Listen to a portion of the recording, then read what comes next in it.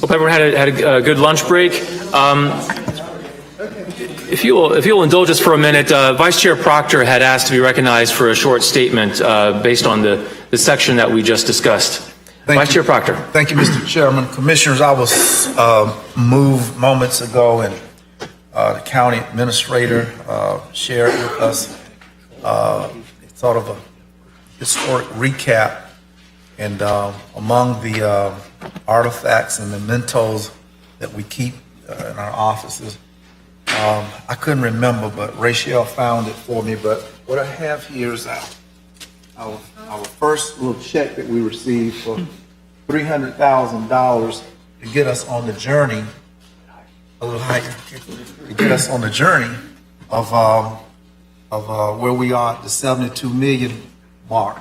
This right here was the first piece of money that we got with respect to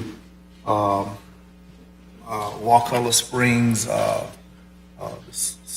septic, the sewer, all of that, and Congressman Allen Boyd.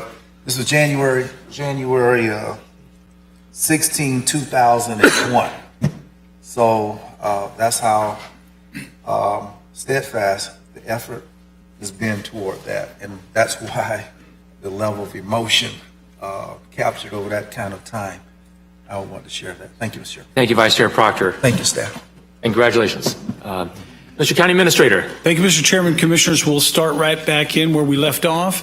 As I turn it to Shinkton, as we continue to implement some of our carryover, and we've covered all of our CARES programming, and we continue with our ERA program. Now we transition to ARPA, and under Shinkton's portfolio, it will explain a lot when he gets into this, how he's graying right before our eyes. I think you all will be able to understand exactly what's behind all of that. But with that, Shinkton, I'll hand it over to you. Thank you, Mr. County Administrator. Good afternoon, Commissioners. Let me just add that I love going after lunch because I know I'm going to get everyone to undivided attention. So, yeah. So thank you again. Commissioners, the local human services proposal in the expenditure plan continues our efforts to work with our partners to invest in innovative programs and initiatives targeted to address the needs of members of our community most impacted by COVID-19. As the county administrator shared earlier, it really focuses on addressing the remaining gaps that exist within our human services sphere. Very early on, we worked with our local nonprofit and human services partners to identify the continued needs in the community, which includes to provide housing and homelessness support, address food insecurity, support mental health services, and expand access to legal services. Additionally, in coordination and collaboration with UPHS, NE, COCA, and the United Way, we're proposing the establishment of a nonprofit services grant to provide funding for local non-for-profits that continue to provide human services and programs to our local residents who have been impacted by COVID-19. All of this will be done in partnership with the city for a total investment of $12 million, and approximately $6.6 million of that will be the county's portion of the plan. So I'll go ahead and get started and touch briefly in the next few slides, starting with homelessness. Commissioners, as you know, in this area, we have really expanded our investment and resources over the past years, recognizing that the pandemic has significantly impacted the most vulnerable population in our community. That's why, in partnership with the city, we're proposing continued investment in our homeless shelters in the tune of $1.78 million for unanticipated expenses related to COVID-19 that's not supported by FEMA or any other federal or state funding source. And this includes things such as increased security costs that they've experienced, as well as increased costs in food services. In coordination with the Big Bend Continuum of Care, or COC, we're investing $2.5 million for permanent supported housing that will provide housing and case management to approximately 75 chronically homeless individuals to serve as a bridge to long-term funding of state and federal funds. This can be things such as housing vouchers and veteran benefits. With $360,000 for capacity building, the COC will provide training and technical support to grassroots and essential partners such as Jacob's Chapel and Good Samaritan to grow the stock of homeless service providers that will have the required prerequisites and expertise to secure federal funding for programs such as rapid rehousing and street outreach. Speaking of street outreach, with this proposal, we're building on the efforts of the outreach team led by the COC to recruit and hire people who were once homeless themselves to engage individuals and families living in cars, behind businesses, and in the woods, so that way they can be connected to resources and ultimately housing. And finally, $1.25 million in diversion and prevention will provide relief to individuals and families on the brink of losing their homes with rent assistance, mortgage assistance, car repairs, as well as hotel costs to mitigate stays at our overly stretched emergency shelters. In addition to addressing housing, we're also expanding our efforts to address ongoing negative impact many Leon County families have experienced with food insecurity due to the pandemic. As reflected in the expenditure plan, for $1.39 million, we're working with the city to continue our partnership with Second Harvest to purchase approximately 722,000 meals for low-income children and families impacted by the pandemic. Also, this funding will be utilized to usher a very exciting and innovative project with the purchase and operation of 4 temperature-controlled grocery lockers that the Second Harvest will place around the community to increase access to meals by providing flexible schedules for families to pick up foods. So they won't need to just go to their main facility. There will be actual locations where they can get the foods because they'll be strategically placed around our community. The expenditure plan also calls for the continued partnership with the city to fund mental health triage specialists at 211 Big Bend in the tune of $200,000 in total. As we shared last year, Commissioners, 211 reported a 33% increase in suicide calls during the pandemic as people struggled with social isolation and the financial hardships caused by the pandemic. Under the expenditure plan, 211 would retain the positions for the next couple of years to address the influx of mental health crisis calls that they've experienced since the pandemic started, and also address ongoing needs in our community. Now, these first 3 programs I just outlined are continuations of some of the important investments we're making with our partners to address critical needs for citizens impacted by COVID-19. Next, I want to touch on another opportunity that will expand our efforts to secure housing, and that's our proposal to allocate funding for legal services. Now, Commissioners, you may have heard nationally that the issues of evictions as well as foreclosures have been significant concerns intensified by the pandemic. That's no different for our community.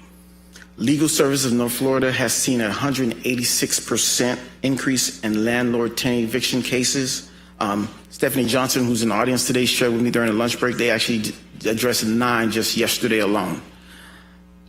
Although there is a federal moratorium in place, there have been 178 pending evictions filed in Leon County since the beginning of this month. According to Legal Aid of North Florida, based on national data, 90% of landlords have legal representation when they go into the courtroom regarding evictions. Only 10% of tenants do. Under this plan, we will work with Legal Services of North Florida and Legal Aid of North Florida to support the expansion of eviction as well as foreclosure defense services for low-income households. Both legal services and legal aid would hire additional attorneys and support staff to provide legal representation to Leon County residents impacted by COVID-19 with a total county and city investment of approximately $810,000. This Question. proposal, Is that legal? I'm sorry? Is this legal? Yes, It is? yes. Legal services? Now, no legal service is legal. I would defend a mortgage foreclosure for citizens. Is that legal, or that we draw a circle around, I guess, a certain qualifying or income base, what have you? Commissioners, it's legal because that's something we already do right now with our partnerships with Legal Services of North Florida and Legal Aid. We do that with our Article 5 funding as well as CHSP dollars that we provide to them. I'm not against it. Okay. Thank you, Vice Chair Proctor. So this next and final program that I really want to will present on is the direct and immediate funding to nonprofits, and that's the Nonprofit Services Grant Program. Over the last several months, in partnership with the city, we've worked with UPHS, ANY, and COCA to identify the continued needs of nonprofits that have seen a 72% increase in demand for their services since the onset of the pandemic.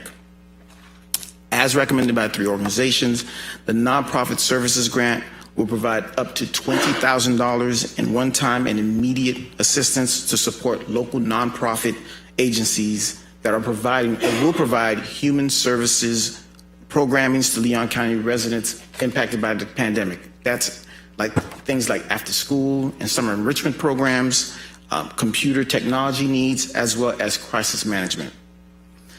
We'll also contract with UPHS, ANY, COCA, and the United Way to provide technical support to the nonprofits as they navigate through which we think will be a very simple process for the Nonprofit Services Grant Program.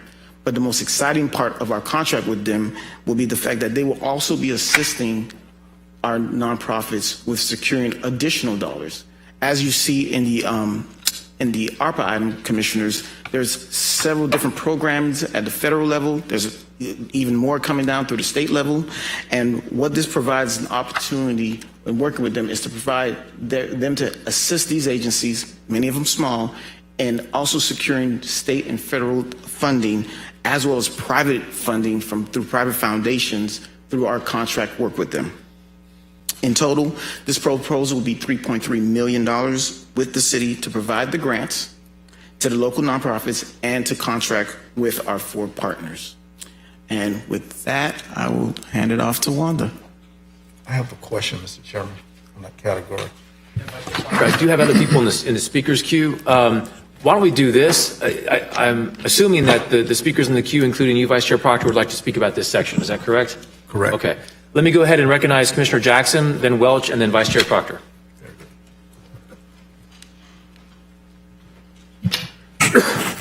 Thank you, Mr. Chair.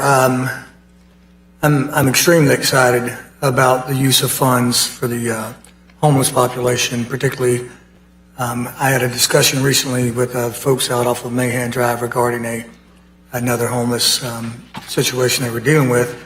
Meanwhile, in District 2, we have had a homeless shelter since 2015. So the issues they are dealing with is something that I have been dealing with, and our constituents in our district have too. I think what is important is that we don't just give it lip service, that at each meeting I have tried to interject, unfortunately, stubbornly and sometimes emotionally, that we have to do something to address, fix, or ease the homelessness issues. This is, I think, a profound effort and a extremely frugal use of funds to address some of those issues. I don't expect it to solve it because there's not a prescription that just makes homelessness goes away. But for example, $375,000 for a street outreach program, that goes miles further than some of the other funding efforts that we have, not only in the homeless area, but also all throughout the ARP. I can't applaud you enough for putting money where your mouth is and realizing that this is a true issue in our community. And the only way to resolve that is to sharpen our pencils and put resources where they need to be and put people on the streets where they can be reached. They're not paying attention to this commission meeting. They're not tuned into the Democrat. They're not, many times have internet access, but they have ongoing issues that have, for one reason or the other, whether it be rehabilitation, whether it be chemical and substance abuse issues, have put them in this terrible, difficult situation. That's balanced against public safety, and I think the efforts here are extremely well thought out and well organized. $3.5 million towards this is a big step. Thank you. Commissioner Jackson. I've got Commissioner Welch and then Commissioner Vice Chair Proctor and then Commissioner Dozier. Thank you, Mr. Chair. Shington, thank you for the presentation. And I just wanted to ask real quickly, and last week or two, and I meant to ask this of the county administrator at our briefing, Kelly Oddie had brought an issue that was just on social media about some unhoused women and children in the community, and it just struck a nerve with me, man. As I am extremely well housed and well fed, I lay in my bed that night and could not go to sleep, thinking that we have women with young children who are unhoused in the community, living under bridges or whatever. As a particularly vulnerable population of homeless folks, women and children, is there anything that you can identify, and I'm sure there is, in these allocations and this extra money from the federal government that can potentially expand the capacity specifically to women and children that are experiencing homelessness? I feel like at the time there was some capacity issues at, I guess, Hope Community is the only one that can take them. But I think they solved that problem relatively quickly, but I hate that problem even existed. I would really like that we have enough capacity to serve particularly women and children who are on the streets. Is there anything you can speak to that? Yes, absolutely. Okay, yeah, absolutely, Commissioner Welch. Specifically, the diversion and prevention funding that were provided would specifically address that need, because that's also something, working with the COC, they're actually looking over the next week or so, it might be in already, they were looking to get some additional dollars in that pot through DCF too, because those dollars are the dollars that can be used so that way they don't even have to go to the shelter, because a lot of times with that population, there is some apprehension, especially when you have small kids, about going to a shelter. So with that diversion and prevention dollars, that can provide things such as vouchers for hotel rooms for a certain period of time. Sometimes it's what's required to get them, sometimes it's a car repair that will get them to a family member's home, so that way they can have somewhere to stay. So that pot right there, I believe, will be essential in addressing some of the stuff that we saw that was happening last week. Perfect. Thank you. Again, it's like, I realize it's small, the gap was very small, but the fact that it existed for even 24 hours, it's like, oh my gosh, man, it just hits you in a very visceral place. So thank you for, recognizing that and working to sort of close that gap and everything else you're doing. Thank you. You're doing no problem. And as I've shared before, when these things come up, just reach out. We will coordinate with our partners to make sure we get those things handled. Thank you, Commissioner Welch. I've got Vice Chair Proctor, then Commissioners Dozier and Cummings. Vice Chair Proctor. Thank you, Mr. Chairman. I want to go back to the first slide number 1.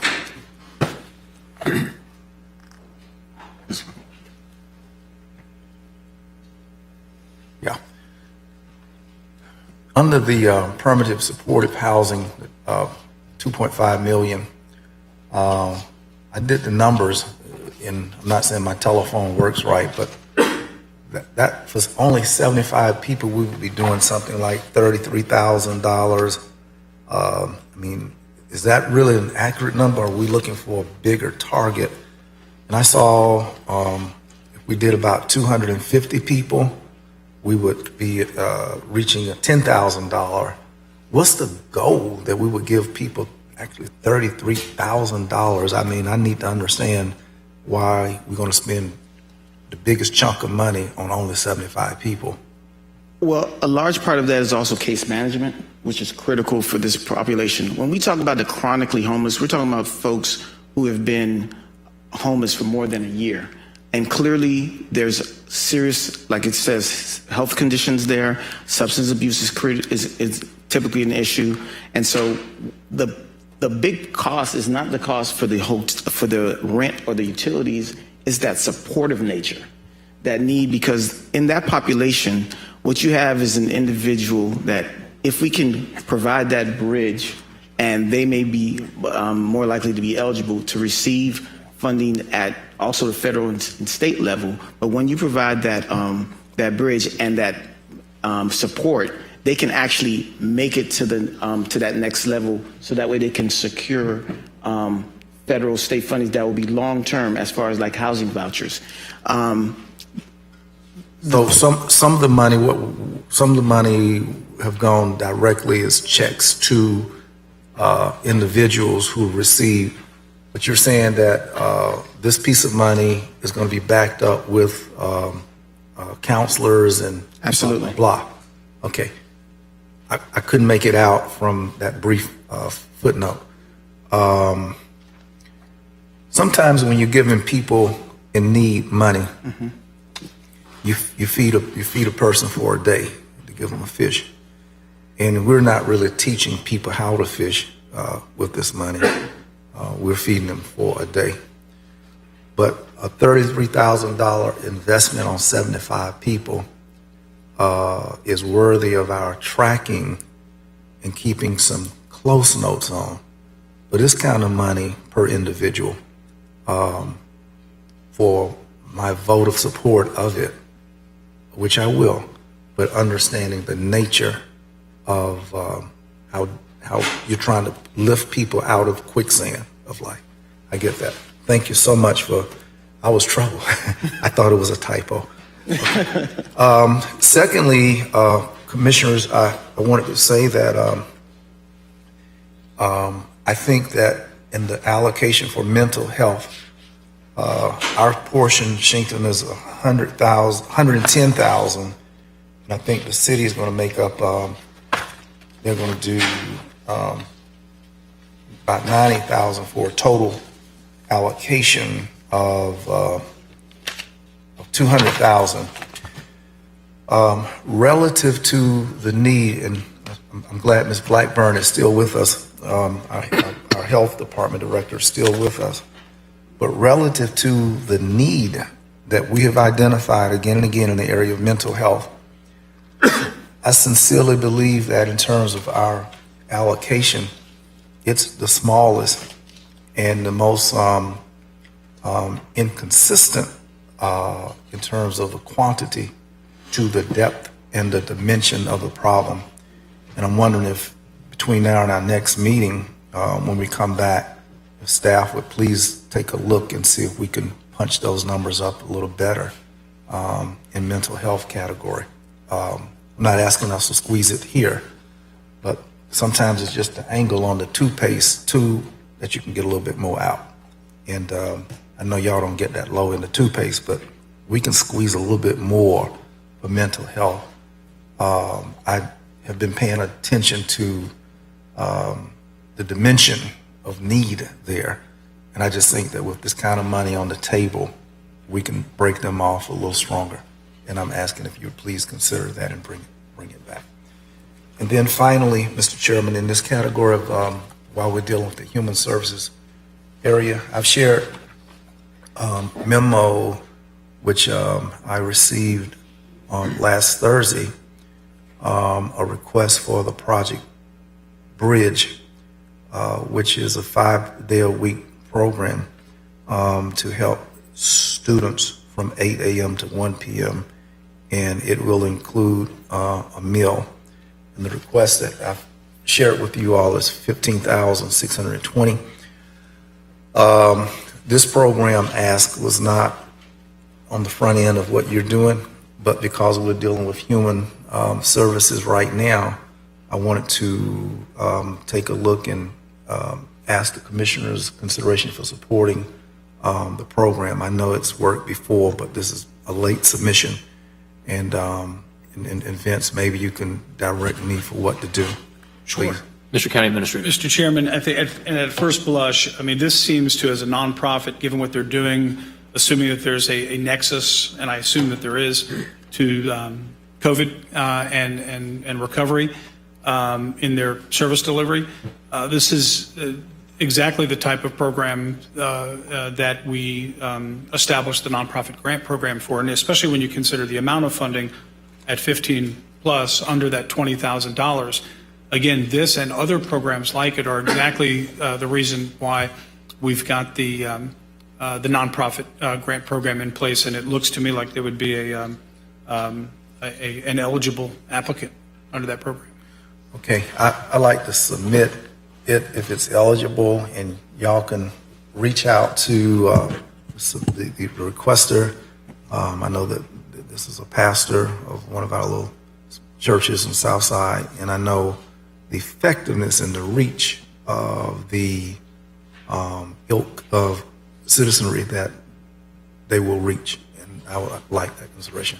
I thank you, Mr. Chairman. Thank you, Vice Chair Proctor. We've got Commissioner Dozier and then Commissioner Cummings. Commissioner Dozier. Thank you, Mr. Chair. This is a incredibly robust item, and we've only scratched the surface, right? So I'm glad we stopped at this point, because obviously homelessness housing is something that we've really been trying to dig into lately for years. Let me correct myself, but the last year we've had a lot of emphasis on this the last few months. So, Mr. County Administrator, as I mentioned during our briefing yesterday, on my mind has been our July joint workshop with the city. And we've got a lot of issues that I have heard from our providers, from COC, from others in these funding categories. And I'm excited about it. I think there are a lot of good things. Caveat on all of these different things, and many of you have mentioned it, Andy, you teed this up, we still don't know fully what the rules or guidance might be at the state and federal level. I mean, there's going to be additional funding coming down, right? Which is going to be a benefit to us if we're in line. And by the way, the capacity building for nonprofit, that's been huge, because we've talked about it before. We can qualify for more dollars just in a normal time. Through training like that and support of Big Bend Continuum of Care. This particular time, there may be a lot more money on the table, so we want to make sure we're positioned, right? So I'm really happy with where we are, but I'm a little nervous putting everything in these different boxes before our workshop. I mean, that was the intent of the workshop, was to get in there and hear directly from Big Bend Continuum of Care as they're developing their strategic plan, hear from other providers, speak with our city colleagues about this. So, and I want to acknowledge, Shanti, you're working with Big Bend COC all the time. So this is our benefit in just the policy direction. So if we move forward with the outline, Ms. County Administrator, as proposed in this section today, are there elements of this that should be pushed out, meaning dispersed, prior to the July 13th workshop? And are there elements of this that we can kind of use as a placeholder until we get to that workshop and confirm direction at that time? Mr. County Administrator. Great. Thank you, Mr. Chairman, Commissioners. Commissioner Dozier, great question. And I'll let Chinkton talk a little bit about the specific timing issue you raised there about some of this. But at a high level, yes, we contemplate that what's before you today is going to be very similar to what you see from our partners at your joint workshop. Understanding, and we understand that that when the two commissions come together, that you may decide to do things a little different, that sort of thing. And certainly we would adjust what we're doing. But one of the big reasons that we are cooperating with the city in splitting this out is again, that we are contemplating that this really is the foundation for that upcoming joint workshop. Shankton, could you talk a little bit about the timing, though? Commissioner Dozier raised that question about distributing any of these funds prior to that time and what the impact of that might be. Well, what we anticipate, first I'll add that these align considerably with what the strategic plan will show that the COC is developing for the continuum. When it comes to timing, we anticipate that we would enter into agreement with the COC for these fundings.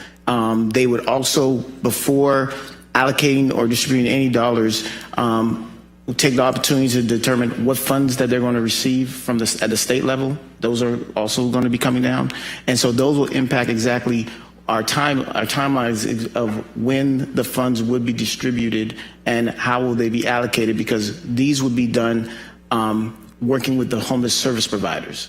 And so what they would do is then they would also enter into contract with the homeless service providers to be able to administer some of these programs. But I don't anticipate that anything would actually occur prior to July 13th as far as the funds being distributed. Okay. So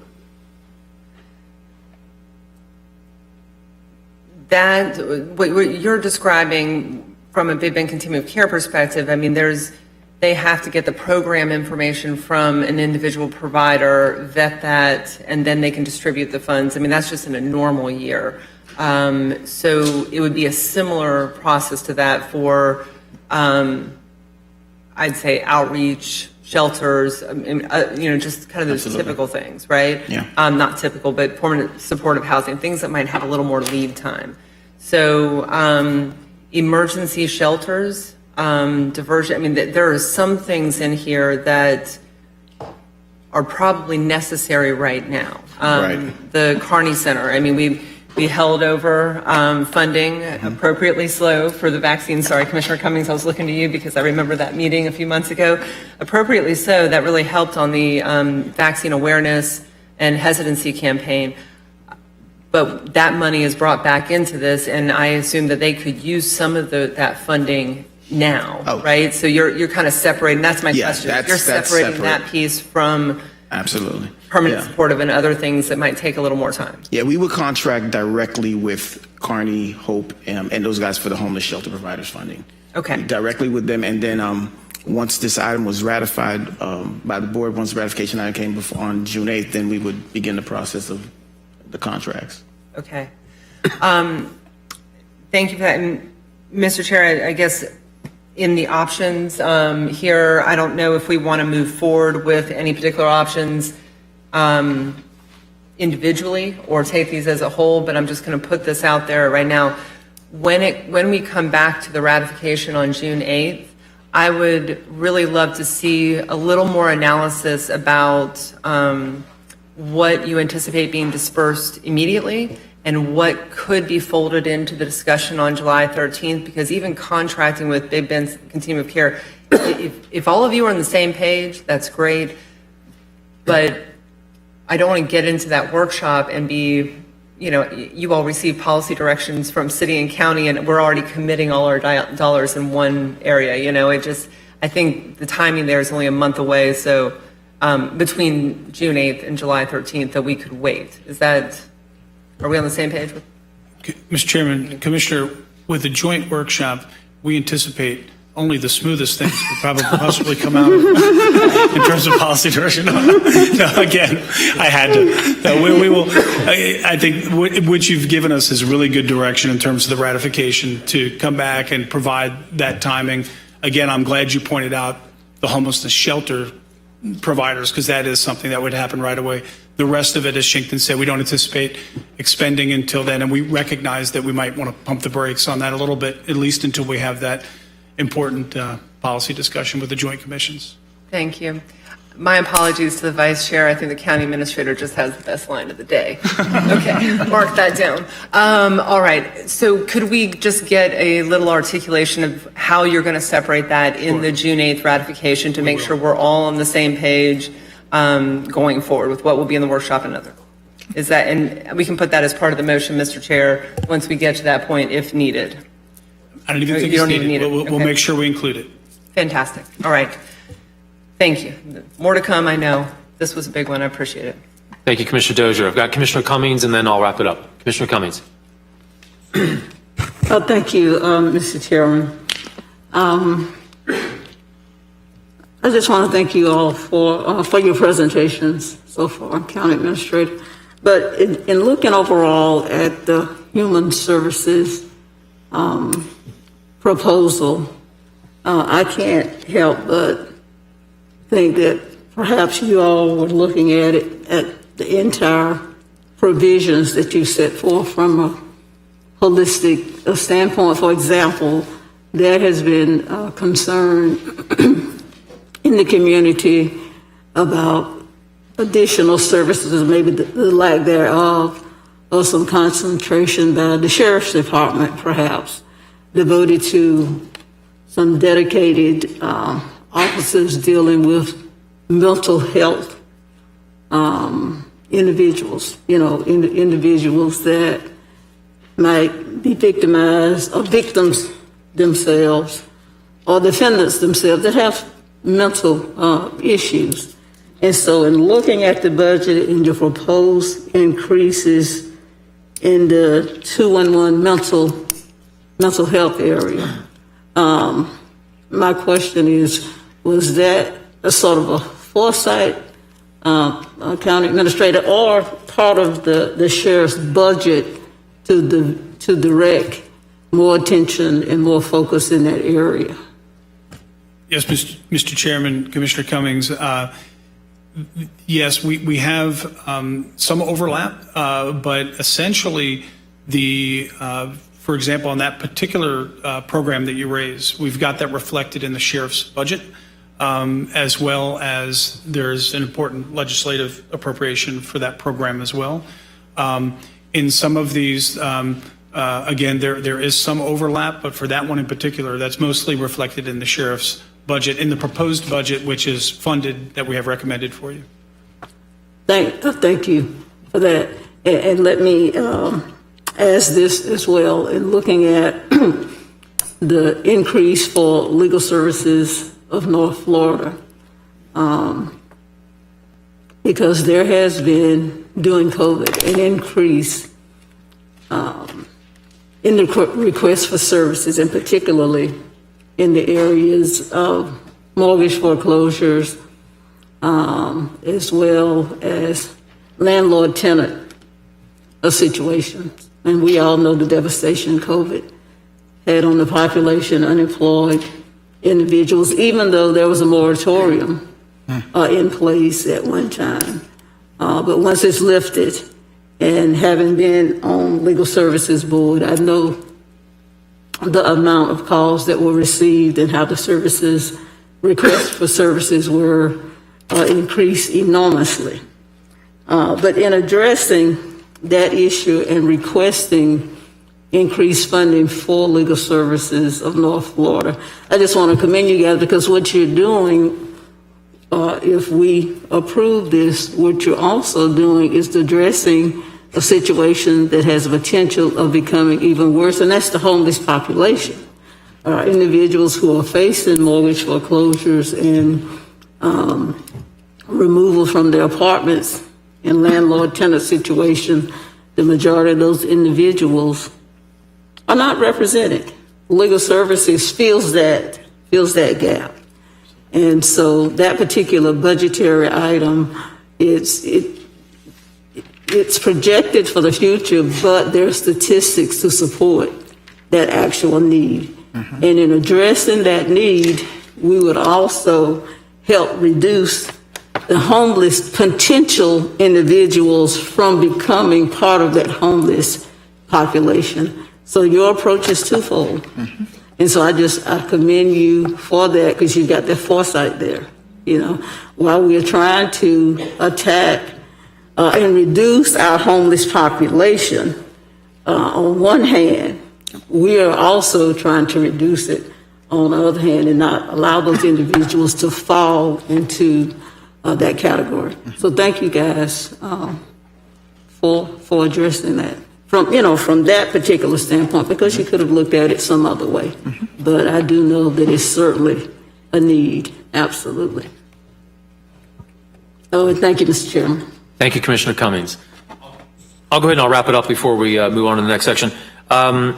Regarding food insecurity, I think some of you may know, I used to work at Second Harvest. I'm no longer affiliated with them, but I know the team over there very well. Monique Van Pelt, the CEO there, is doing a terrific job with her team addressing the pandemic, food insecurity increase. In Leon County, I think the latest number I saw was food insecurity increasing by 44% in this county alone since the pandemic began. So it's a serious problem. The investment that both the county and the city are making in that area, I know is going to be put to good use to do a lot of good. So thank you. Regarding homelessness and housing support, I'm the representative for the county on the Big Bend Continuum of Care.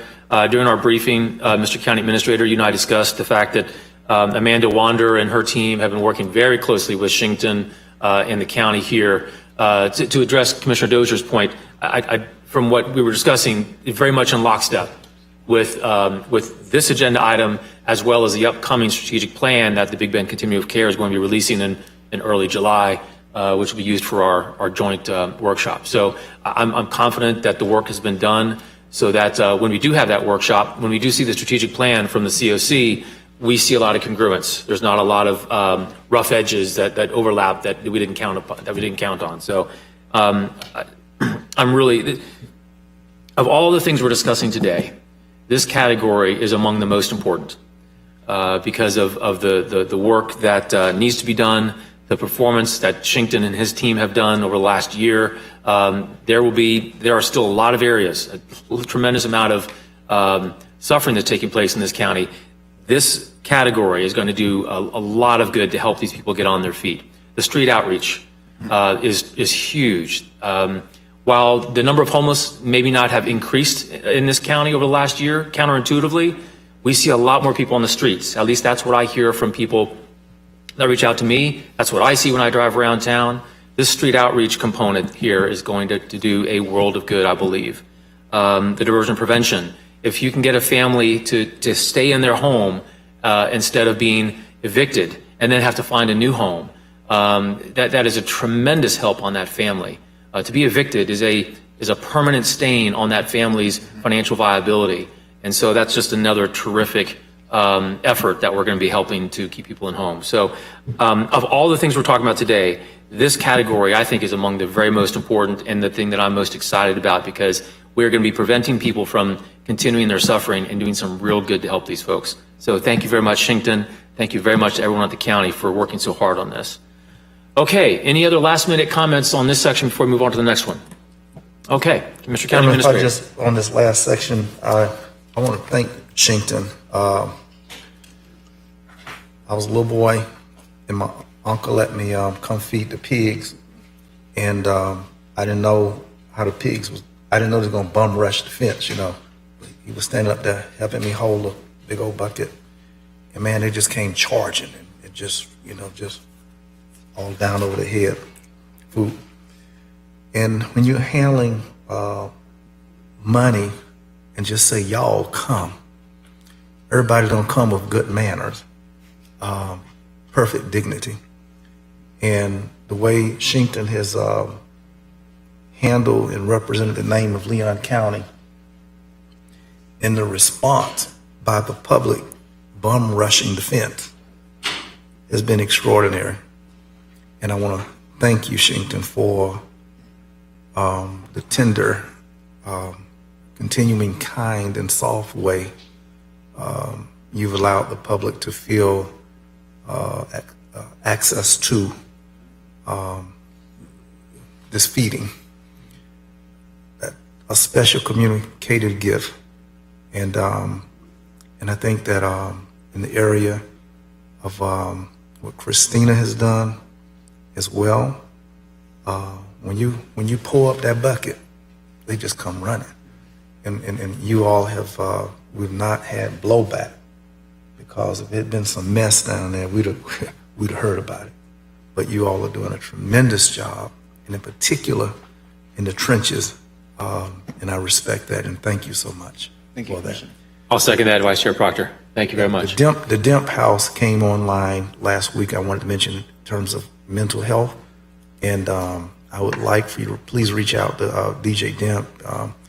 Our mayor and two of the city commissioners were there for the ribbon cutting last week, and I think that it's a great potential for a level 4 or 5 for mental issues. They received care funding through us last year also. They did. Great. Okay. Thank you, Vice Chair Proctor. Mr. County Administrator, next section, please. Thank you, Mr. Chairman. Up next, Wanda Hunter. Good afternoon, Commissioners. It's been a long day already, so I'll be brief. I wanted to share with you a little bit about how the ARPA funds will be used to further enhance our health efforts. As you see on the screen here, more than $500,000 has been set aside for our Leon County Health Department to enhance their vaccine efforts for those who are at high risk, as well as those who are underserved populations, and facility accommodations for infection prevention and control. Our next slide shows that our FQHCs will also receive, or earmarked to receive, some of these fundings with increased outreach to our neighborhood medical center, as well as bond facility improvements and improvements to our mobile unit to reach some of those underserved populations. And up next, I'll ask Matt Cavell to speak to us a little bit about vaccine hesitancy. Thank you, Wanda. And Commissioners, I'm going to start by acknowledging the fact that I'm presenting to you at the back of my head, which Vince says is my best side. So you're welcome. To get through this one pretty quickly, we are going to continue to invest in promotion and vaccine hesitancy outreach. We began this, as you'll recall, Commissioners, in January of this year, and then supercharged it in March of this year by investing even more resources and engaging Dr. Elaine Bryant and her local task force in getting out in the community and meeting the people where they are, in which to encourage vaccinations. Anyway, that effort is going to be continued this year, again, with cost share with the city. We know that we're doing all the right work, as we had provided in April an update of survey data saying that we were bringing hesitancy down, that we were slowly, but still have work to do, closing the African American vaccination gap, that now currently out of the vaccination numbers, we are 46% of our eligible population has been vaccinated, so hot off the presses on that one. We know that the work we're doing is literally and figuratively moving the needle, but there is still continued work to be done. Now, I can go through a bunch of the numbers, 122,000 vaccinations. I can say our task force has met 15,000 people in their houses. I can say we've held more than 30 different community events. I could say all those numbers, and I did. But the most important number is one, and that's where we're at for this year, is that one person that we can move from hesitant or unmotivated to motivated to receive the vaccine. So that's what we're at now in public relations for the remainder of the year, still in coordination with the task force, is literal trench warfare in a lot of ways. Meeting people where they live, right in their houses, as I've done, as our community engagement folks have done, to continue to reach them and continue to motivate and engage folks on vaccines. So that is still a continued effort for the remainder of the year. Now I'd like to pass it over to Christina Paredes to talk about small business support. Thank you, Matt. Commissioners, the recommendation before you today focuses on direct assistance to our minority, women-owned businesses, provides additional technical assistance and entrepreneur support that sustain companies and supports job creation while fostering diversification and innovation in Leon County. And all of this is designed to help our Leon County businesses and entrepreneurs build back better. Building upon your investment of $1 million from the CARES Act Fund to establish the Smart Step program through an agreement with FAMU Federal Credit Union, staff is recommending an additional $1.1 million from Leon County funds to further capitalize this program, which would total $2 million with the city's share. This program in 4 months has already approved over $600,000 in loans to local minority-owned businesses and has another $400,000 in the pipeline. The next wave of this program injects an additional $1.5 million to further support the growing needs of MWSB businesses and also includes a focus on specific geographic areas in our community, such as the Bond, Frenchtown, Griffin Heights, and Providence neighborhoods, which build off the city's Neighborhood First initiatives. Should the board approve this recommendation, the total funding allocated to the Smart Steps microlending program would be $3 million. The FAMU Federal Credit Union has been an excellent partner and not only been able to leverage the Smart Steps program to help minority and women-owned businesses, but they've also distributed over $500,000 from the state of Florida's Black Business Loan Program. Over the past year, the local chambers, the Big Bend Minority Chamber, the Capital City Chamber, and the Greater Tallahassee Chamber have all provided invaluable technical assistance to our local businesses for the Leon Cares Small Business Assistance Program. In addition, they've provided businesses with new ways to adapt to technology and practices as a result of COVID-19 pandemic, and provided support in human resources, marketing, strategic planning, and accounting. And we greatly appreciate their partnership and support as we all work together to support our local businesses. To continue this trajectory, staff recommends a total of $300,000, $166,000 from the county, to expand support and programming for businesses to help them bounce back with healthier balance sheets than before the pandemic, build resiliency, continue providing key technical assistance, support talent pipeline enhancements, and target assistance to our minority and women-owned businesses. A 2020 National Bureau of Economic Research survey found that 48% of startup businesses' financial health have been negatively impacted by the pandemic. Locally, entrepreneur support entities such as the North Floor Innovation Labs and Domi Station witnessed dramatic changes to their abilities to host and instruct entrepreneurs. Entrepreneur training and incubator resources are more important than ever as individuals previously employed in sectors disrupted by COVID-19 have begun to explore new employment ventures, and existing startups and entrepreneurs have sought innovative ways to adapt to the changing landscape. One of the recommendations before you today is to provide support to our growing entrepreneur ecosystem. Therefore, recommending the allocation of $166,000 from the county and for a total of $300,000 with the city over the next 2 years. This will support entrepreneurship training with Domi Station and the North Floor Innovation Labs for high value-add entrepreneurial programs to ensure the growth and retention of talent and innovation right here in Leon County. And with that, I'd like to turn it over to Alan. Mr. Chairman, Commissioners, for the last, I just wanted to let you know, give you a little indication of where we are. Alan's going to bring us home with the last piece of this, and of course, so we can get to any other questions or direction that the board might have. But this will be the last major section. If you don't mind, Mr. County Administrator, I think Commissioner Dozier wanted to have a quick comment. Is it about the small business section? I was going to make a comment about the health and small business section. If we want to dispense with the very last section, I'm fine with that, Mr. Chairman. Thank you, Commissioner Dozier. Mr. County Administrator.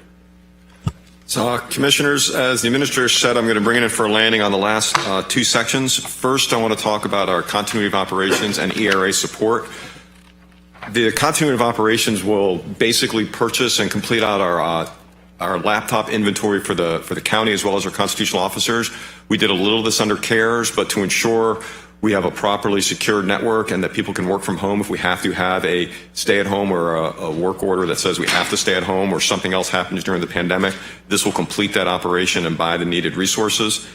The second piece of this is additional funding to support our emergency rental assistance program. As the board knows, we've provided some direct assistance to individuals by having an intake center set up at the railroad station. We did it also at the library initially. We also have a call center that we contract for. The clientele that we're working with needs a lot of direct assistance to get the application process complete. While our application process is as simple as we can make it, the individuals that we're working with do require some additional attention on occasion, and we've had a lot of success through this program. So these additional dollars, while the federal government allows us to use a portion of the ERA funds, this will supplement that to keep providing that level of support that the community needs to complete these programs. The last section, Commissioners, last but not least, is a reserve replenishment account. In this area, Commissioners, we're recommending establishing about 10% of the overall funds as a reserve for future needs. And in particular, what we're identifying, as we said early on, these funds do not need to be expended. The entire $57 million do not need to be spent or obligated until December 31st, 2024. As I said early on when we were talking about the revenue replacement, we're allowed under the federal rules, and has been said under that formula, to continue to have revenue losses for multiple years. So there is a likelihood that when we get to doing the budget for fiscal year 2024, there may still be revenue loss based on the calculation. If at that time we identify a revenue loss and the reserve and replenishment account is available, we will be able to use that to offset the budget at that time. And not knowing what the economy is going to be, that would be very, very positive for us to have those funds available. In addition, as we learn through CARES, some of the programs, as they develop and grow, might require additional funding in the future. This would be a place for us to go at that point in time. And lastly, we don't know, as the federal government continues to launch new programs, what other leveraging opportunities are going to be. So this funds can be available there. And we would then, of course, bring that back to you every year as part of your budget process. So just to wrap up, Commissioners, on the screen, you have this in a table in your materials, is a summary of all of the programs we've done, totaling $57 million. And last, of course, as I hand it back to the County Administrator, our ongoing plan. We will, of course, be working with all our community partners, very closely with the city in establishing all the appropriate grant and sub-grant agreements. We will continue the administrator providing you the regular Friday updates on all activities related to Leon Cares through the ARPA program. Now, as I just said, we would, of course, be bringing back to you recommendations related to the reserve and replenishment as part of our next several budget cycles. So with that, Mr. Chairman, Commissioners, I'll turn it back to the Administrator. Thank you, Alan, and Commissioners. Mr. Chairman, that concludes our formal presentation on this item. And believe it or not, that really does just scratch the surface on this on this issue. Just a couple of quick closing points, Commissioners. Again, upon your direction, we will begin our immediate implementation on this, notwithstanding what we mentioned earlier about some of our homelessness issues. And as Alan mentioned, of course, we'll continue to keep the board well apprised throughout and fully anticipate seeking further direction as this long-term plan rolls out as we've described it. As always, I want to thank the board for your support throughout this process. Huge kudos to our staff. I can't say that enough. I know that you appreciate it, and you all have been kind enough to recognize that, but I really can't say enough about that. And also to our community partners. I know that we have several of them in attendance here today, and we just can't say enough about their efforts in getting us to this point in the process. Mr. Chairman, with that, I would hand it off to you, and we're happy to answer any question and receive any additional direction that you may have. Thank you, Mr. County Administrator. I've got Commissioner Dozier and then Commissioner Maddox. Commissioner Dozier. Thank you, Mr. Chair. Thank you all. Given how much time we spent on some of the others, that was fast-paced and just as substantive. So appreciate that. I'm going to go back to the beginning, Mr. Chair, just with a couple things. I'm not going to ask you to wave your arms around, but I'm really glad our director, Claudia Blackburn, is in the room. Thank you for being here. It's good to see you in person, as well as Kevin and everyone we've been seeing on Zoom. Appreciate all your efforts. This is something I think our board can say that in our Leon County in general, we have done everything we can to support our local health department and incredible efforts that they have had in last year. I want to put a placeholder in this to my colleagues that when the legislative update comes back, I would very much like to spend a good amount of time on the legislation about how we manage emergencies, particularly in public health response. I am deeply concerned about that. I have been concerned about the lack of funding from our state to support the types of things that we are applying rescue plan dollars to and CARES dollars. I mean, there are some issues here with our state, and if we can't rely on the federal government to help us support our incredible staff at the health department in the future, I think we're going to be in trouble. And so we need to really dig in and talk about this. We are all familiar with the state health department system and everything like that, and so I think this is something that counties, and I say counties, Mr. Past President Maddox of Florida Association of Counties, that the counties could really get into and help support our health department. So just a little comment on that. I'm really glad for the fundings there. Mr. Chair, more specifically to a couple of questions that I had here, the Smart Steps program.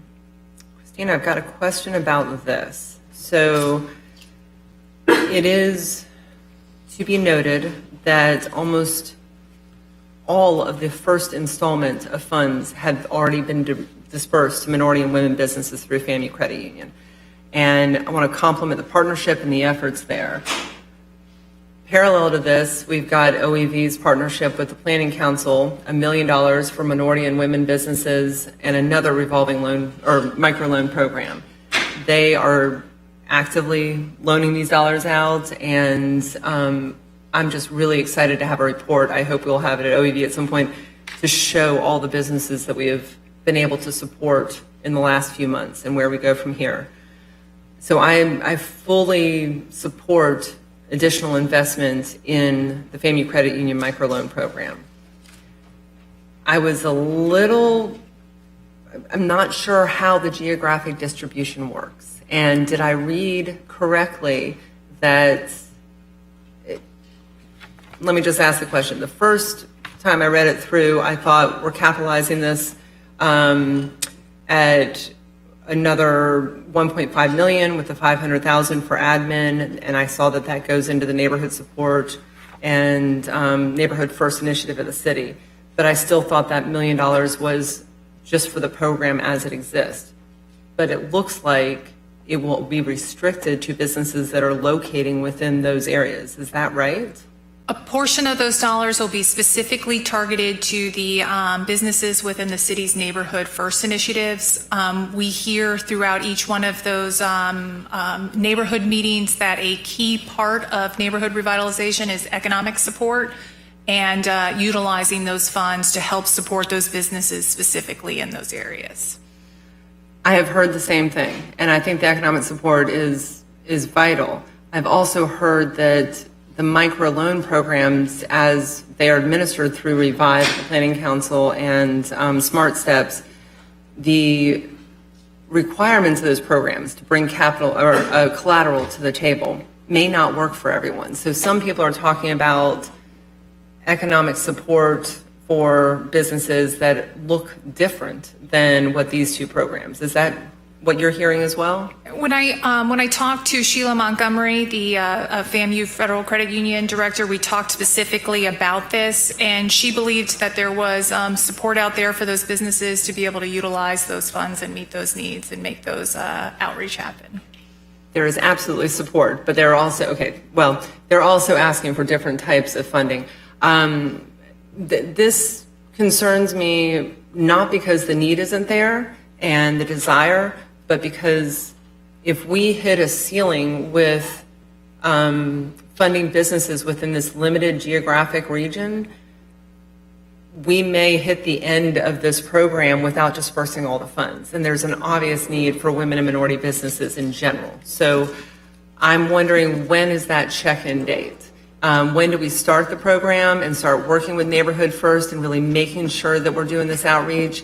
Because we don't want to leave any money on the table for minority and women businesses that could support exactly those residents who live in those areas, even if they work outside of those areas. So I'm not taking that away. I've heard the same need. I'm just wondering about the applicability to that geographic region. So are we going to be able to come back at some point and check in on this one? Absolutely. Based on our agreement, the FAMU Federal Credit Union reports in September. And Sheila's been great. She provides us reports as soon as we ask for those, and we'll continue to work with that and bring that back to you. Okay, so and I could direct this to the county administrator, forgive me, that will come back to our commission meeting in September, a report from the credit union? They're due on September 30th, so you'll be looking. Or October? Yes. Okay, I didn't mean to look to him, but you're managing our OEV meetings, Christina, so I thought that was on his list. Thank you. Okay, so for October meetings, that is a very short window. Ms. County Administrator, you hear this concern. If we need to bring this program back in September, I hope that you all would do that to give us as much time to maximize getting these funds out to minority and women businesses. Absolutely. Okay, I hope it works, but it's limited geographic. We talked about this with the Promise Zone, and it just makes me nervous because we want to get the funding to those who need it. The other thing, and I also talked to President Montgomery, she is doing an amazing job at FAMU Credit Union, and she said one thing that she can see as a need in working with all these clients over the last few months is basic financial training.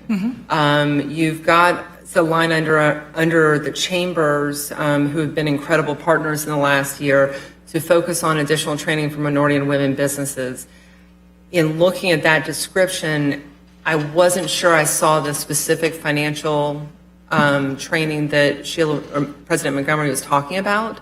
So I'm wondering if we can look at that and make sure that training, if we're funding it anyhow, and it's something that she needs, it seems like there's an alignment there. Oh, absolutely, Commissioner. I couldn't agree with you more. FAMU Small Business Development Center also provides that key financial training, a step-by-step walkthrough. We highlight that in our industry academies, and we will work with the chambers to ensure that that's added as well.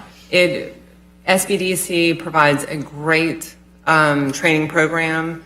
President Montgomery is working with them, but I'm hearing that there's something different, that it's before someone gets to an SBDC training. So I'm going to, unless you need direction, I don't think this needs to be part of the motion, but I will leave it to you all and promise President Montgomery I would be thinking about this before today and share it with you all, that I think there's a nuance there that some additional training needs that can support her clients, and that would be beneficial. And last question, just so I understand this, the $500,000 to administer the program, this is not going to FAMU Credit Union. This is going to Neighborhood First within the city to administer it, or that's admin dollars for FAMU Credit Union? It would be allocated specifically within that $2 million pot for that geographic area. Right. It's admin dollars to be given to FAMU Credit Union to administer the program within that geographic area. As part of the microlending program, Okay. yes. Perfect. Thank you. All right. There was a lot of questions there, Mr. Chair, but that was a pretty big one. This is an incredible program. And for my colleagues, I'd be willing to look at more funding for this program once we see that report come back and the reserves that are out there. My gut feeling is we're going to see a lot of return on this investment. The Planning Council loans that are already moving, there will be jobs created or have already been created based on these loans. So when we get to that report, I hope we will talk about that. The entrepreneurial support, well done. That's it was a gap last year, but none of us pushed for it because there were so many needs. That is, I'm really glad you included that. That's it, Mr. Chair. Thank you. Thank you, Commissioner Dozier. We've got Commissioner Maddox next. Mr. Chair, I want to make an amended motion. It would be for options 1, 2, and 3, but removing the piece about nonprofits because I have to recuse myself from that. So I make the motion for options 1, 2, and 3 with the amendment of pulling out the piece about nonprofits. Second.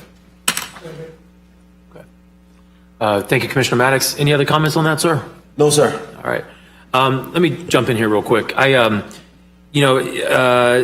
Late last year, we first talked about the microloan program, the Smart Steps program, and it was something that was recommended by the Big Bend Minority Chamber and the Capital City Chamber of Commerce. Commissioner Maddox was really one that championed that. And initially, I think and some others perhaps too, had some concerns about using the CARES funding at that stage for that program. But I'm really glad this program has taken off, and particularly excited the fact that we've got another $2 million going into this, which will really breathe an incredible amount of life into a lot of these businesses that can use these funds. So I want to thank the Big Bend Minority Chamber, Capital City Chamber for their leadership, and Commissioner Maddox for his. So thank you very much.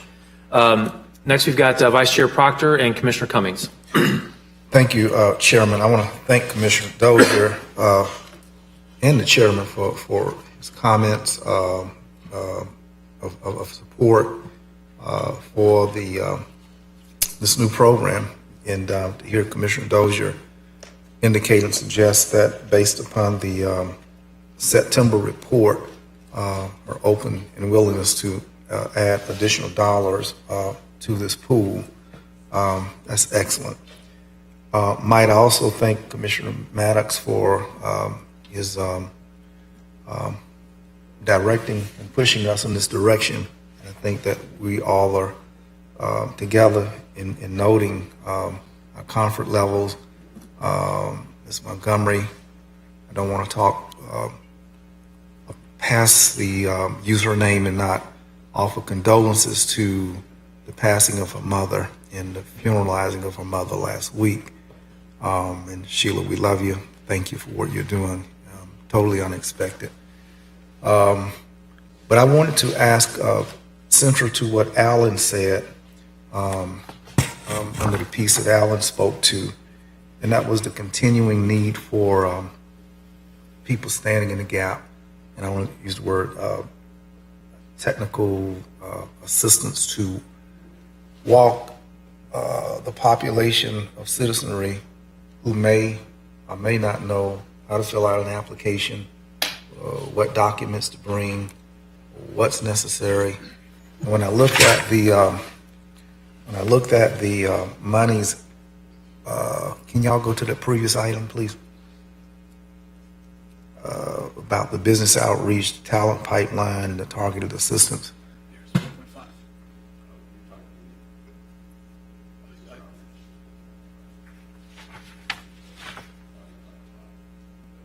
Small business support, the small business support, the one before that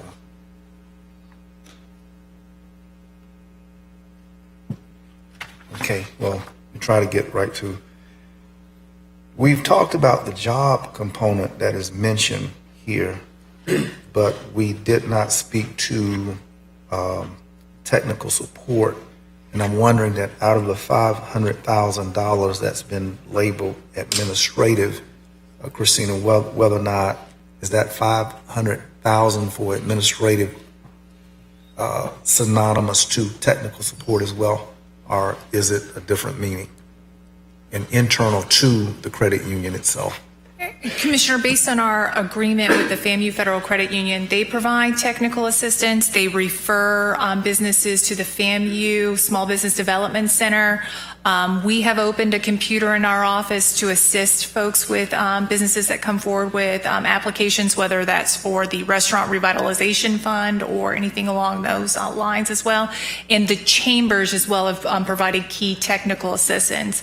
I believe we've offered probably a webinar once a month to talk about what a business needs to apply for the Smart Steps program, the Appalachia Regional Planning Council's program, or any other funding mechanism that is out there to support our local businesses. I just know that in this category of money, we traditionally have used the word administrative as a county. We've over the years used the word administrative.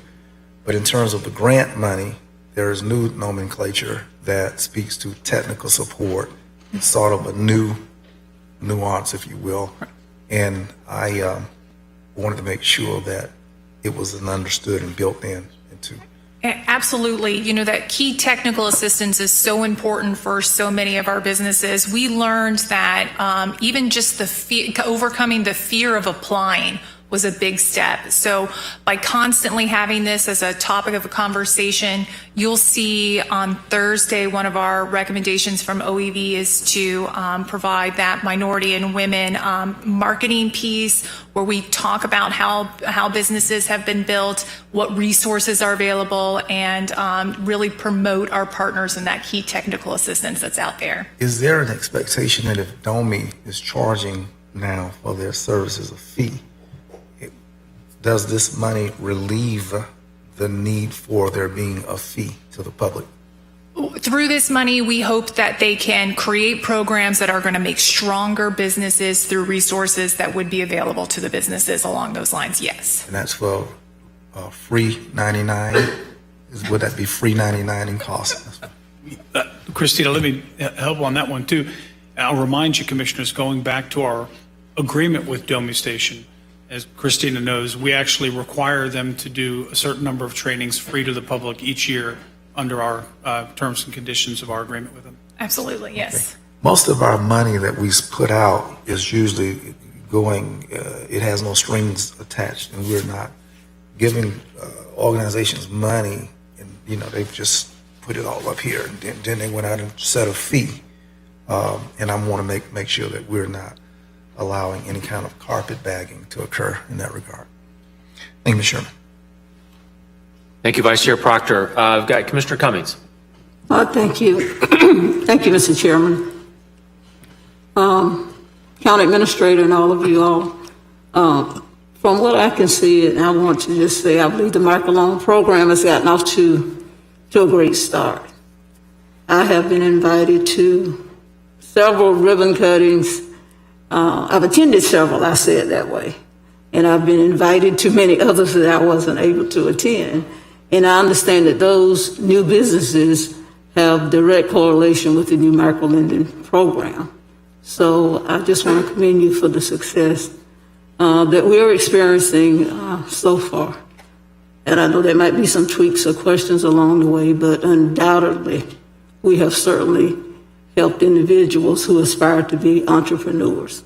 But my big concern, Mr. Chairperson, and I just want to add and ask a couple of questions about the vaccine hesitancy program that's in the budget. Of course, I applaud the budget items for the Bond Community Center as well as the Neighborhood Health Center. But I'm concerned about the line item of $300 million to address vaccine hesitancy in our minority communities, and then the line item that says it ends December 30th, 2021. So it appears, if it's my understanding, that we've got a budgetary item to assist groups in the community, including, I guess, Dr. Elaine Bryant's initiative to try to reach those individuals who are hesitant about receiving the vaccine. But if I understand it correctly, the expenditure will only go through December 30th, 2021. So my question is, number one, do we know the statistics now, where we are as far as the numbers we want to reach in those communities of hesitancy? Do we know where we want to go? And my primary concern is what happens after December 30th? Do we just throw up our hands, or do we have a backup plan? Now, Mr. Chairman, Commissioner Cummings, great point, and I'll address the budget issue first, and I'll defer to Matt on some of the details in terms of the numbers. But absolutely, we're anticipating that this is just where that reserve and replenishment account would come in. If we start getting close to running out of dollars and we still have that need, we'll bring that back to the board and make sure that we make a recommendation related to that issue. But Matt, there was a two-parter there. The other part was on numbers. Yeah, let me take one step back and say that with the combined share of the city, it's a $600,000 additional investment in addressing vaccine hesitancy and motivating and engaging folks. That is informed by metrics that the Florida Department of Health and Leon County uses, the basic needs, and then we get from that the idea of where the hesitancy is in the community about unvaccinated numbers, and we use faith-based community partners, all that other work. Let me also say that the $600,000 tag that we have in the invested money doesn't even begin to scratch the surface of the in-kind investment of our community partners and all the other tools and leveraged opportunities we have at the county too. So that $600,000 is part of the puzzle, but not all of the tools in the toolbox that we will leverage, not only for the remainder of this time as established, but for as long as folks need to take the COVID-19 vaccine, the same way we invest in flu shots and other important public health measures in coordination with the local health department. May I follow up? Yes, one follow-up. So, but we expect to expend our portion of the $600,000, which is $300,000, through the end of December. That's correct, and then we'll assess the need then, is what I'm understanding.